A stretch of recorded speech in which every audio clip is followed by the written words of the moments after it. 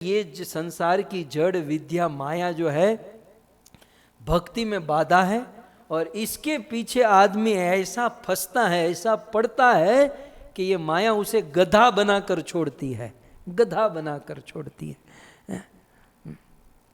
रात दिन 24 घंटा बस गधे और बैल की तरह मेहनत मेहनत मेहनत होनी चाहिए, परिश्रम होना चाहिए, लेकिन आत्मा का कल्याण करने के लिए, आत्मा की उन्नति के लिए, शरीर के लिए नहीं।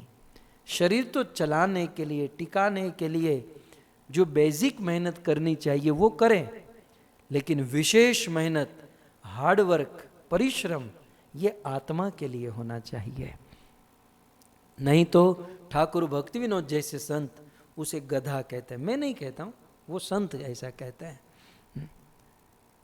तो कोनो राजन इंद्रियवान, कहने का अर्थ है कि हे राजन, कौन ऐसा इंद्रिय वाला होगा, माने जिसके पास आंख नाक कान आदि है, जो हरि का भजन नहीं करेगा।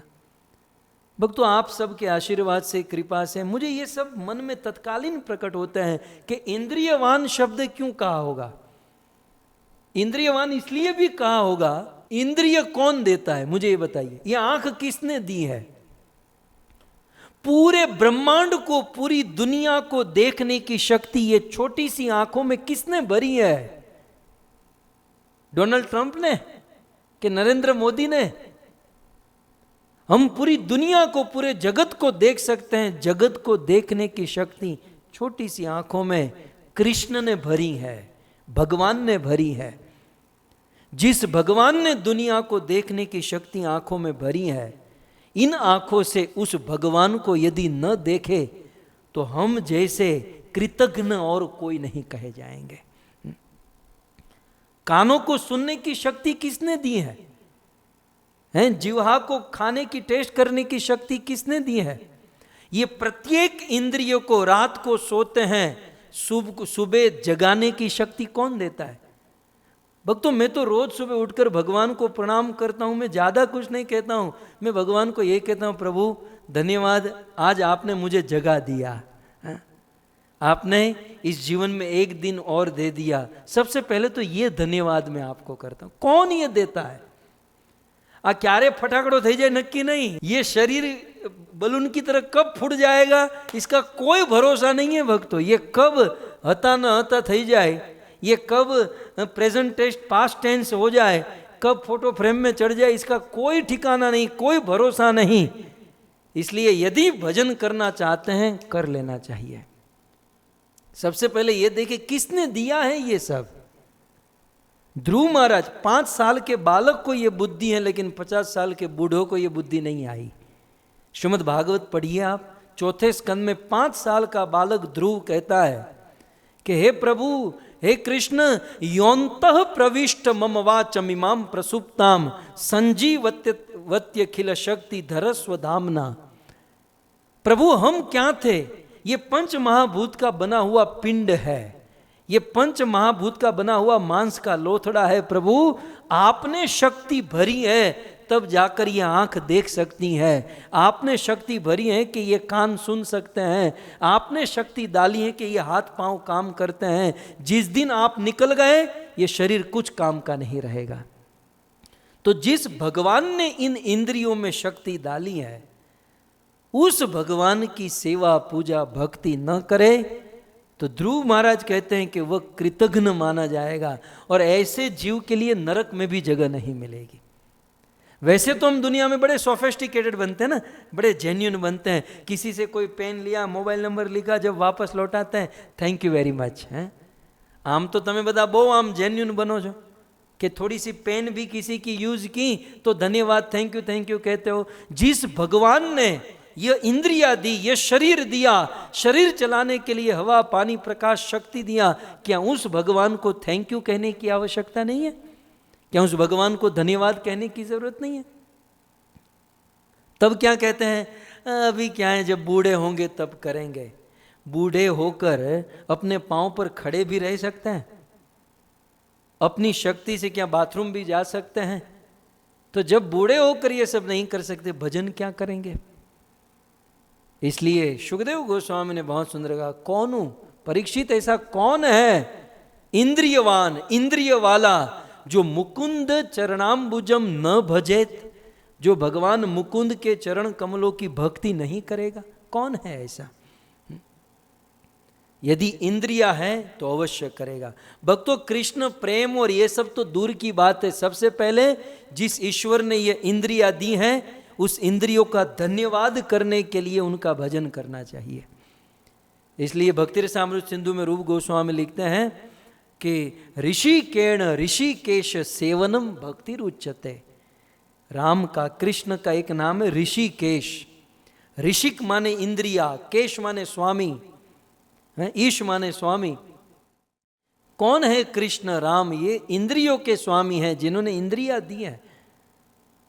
तो जब इंद्रियां हमारी काम कर रही हैं, भक्तों, करोड़ों रुपये देकर भी ये आवाज, ये जबान, ये जिह्वा, ये आंख, ये कान, ये मिल सकता है?